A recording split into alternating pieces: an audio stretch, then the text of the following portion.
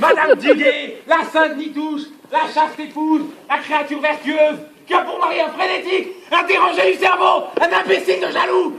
Je soupçonne sans motif, c'est cela. Vous êtes devenu fou.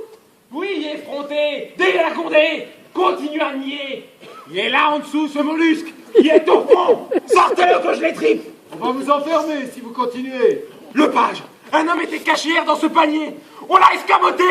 Pourquoi n'y serait-il pas aujourd'hui? Madame le page, descendez avec la vieille. Il faut encore fouiller partout. La vieille? Quelle vieille? La tante de ma femme de chambre, la voyante de Brentford. La voyante de Brentford? Ici? Cette sorcière? Combien de fois ai-je dit que je ne voulais pas la voir ici? Allez, viens! Viens par là! Tu vas voir ce qui t'attend! Hors d'ici! Sorcière! Raclure de chaudron! Guenille! Méduse! Butoir! Rognure! Dehors! Dehors! Suivez-moi! Je le trouverai!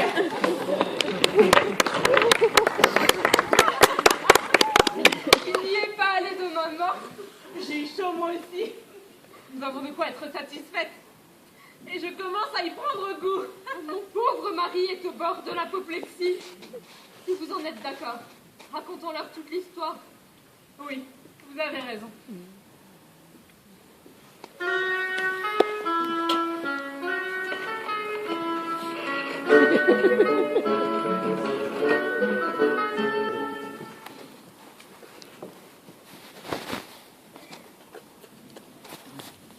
Qu'est-ce que tu veux, mon balourd? Allez, parle. Débite. Dégoise. Déclame.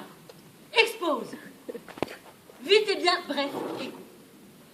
Je viens parler à Monsieur Falstaff, de la part de mon maître Maigrelet. Il est là, Monsieur Falstaff? C'est ici son château, son donjon, son grand lit à colonnes, son lit à roulettes. Au mur, la peinture du fils prodigue. Va, frappe.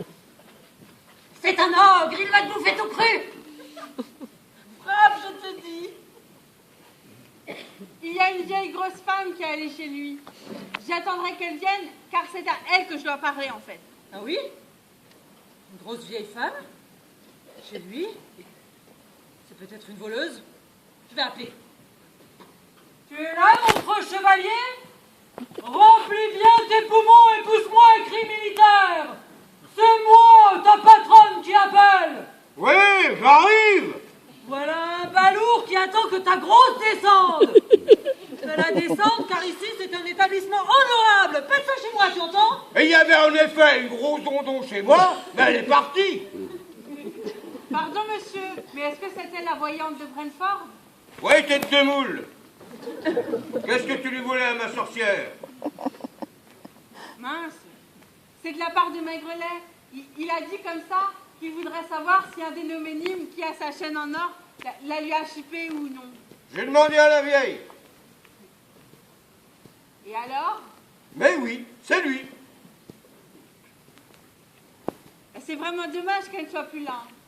J'avais des questions. Lesquelles, dis toujours. Vas-y. C'est top secret. Lâche le morceau, il n'y a pas de mal. C'est juste au sujet de mademoiselle Anne, pour savoir si elle pouvait voir dans ses cartes si Maigrelet l'aurait ou non. C'est dans les cartes. Qu'est-ce qu'il y a dans les cartes? La voir. Ou pas. Dis-lui que c'est la vieille qui me l'a dit. Est-ce que je vais oser lui dire ça? Oh, chevalier sans peur et sans reproche. Merci, c'est une chance de vous avoir trouvé. Mon maître va être content. Quel imbécile!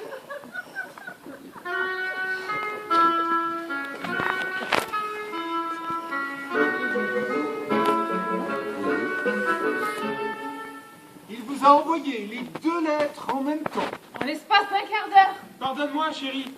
Désormais, je soupçonnerai plus vite le soleil d'être froid que toi d'être libertine. Que va devenir notre pauvre Falstaff si nous ne le relançons pas? Il va s'ennuyer. Envoyons-lui un message amical. Berné comme il l'a été. Il serait fou de s'y frotter encore. Je redeviens Fontaine. Je vais le voir, je sonde ses dispositions, pour vous dire s'il a encore d'humeur à tomber dans le panneau.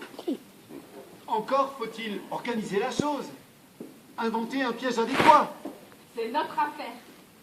Selon une vieille légende, un chasseur fou qui fut garde dans la forêt revient les nuits d'hiver, dans le silence de minuit, rôder à l'ombre d'un grand chêne avec de grands bois cornus.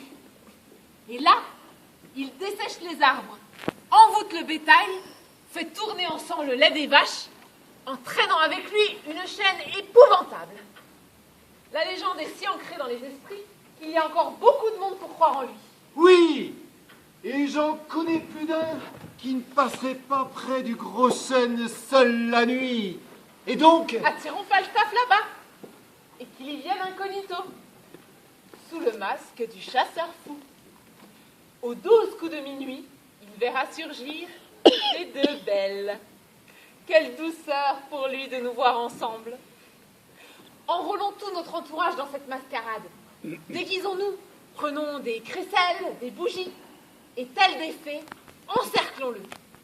Nous lui demanderons pourquoi sur ce lieu sacré, il ose s'avancer sous cette forme impie. Une fois la vérité connue, nous nous démasquerons, ôterons ses cornes et nous l'exposerons à nos moqueries. Bravo! Que chacun s'active. J'ai hâte d'y être. Dans le désordre, manigançons que le doc t'enlève notre petite âne. Je choisirai la bonne couleur.